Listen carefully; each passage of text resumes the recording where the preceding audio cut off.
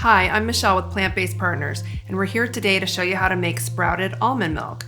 You can use sprouted almond milk in place of cow's milk in any recipe calling for cow's milk.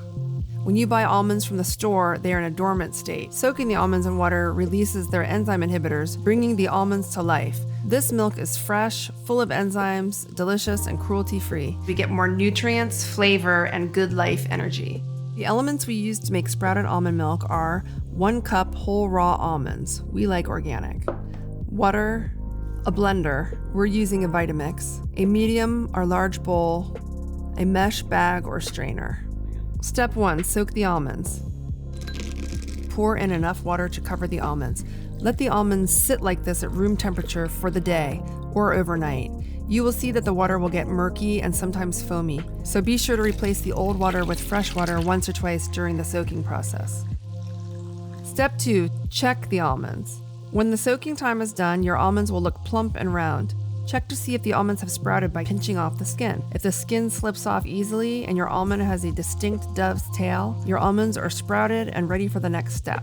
Step 3, peel the almonds. Just pinch off the skins and discard them or save them for recipes that use almond peels. Step 4, blend the almonds. Pour your peeled almonds into the blender. Add about 2 cups of water and blend until there are no solids.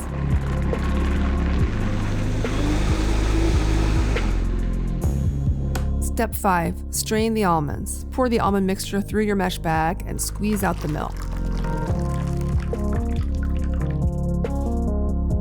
There you have your sprouted almond milk in 5 steps. You can drink it plain or use it in any recipe calling for cow's milk. It has a 1-to-1 ratio. If you're storing it, cover it and keep it in the fridge where it should last about 3 days.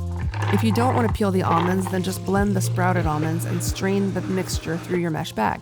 Your almond milk may have tiny flecks of skin and a nuttier flavor.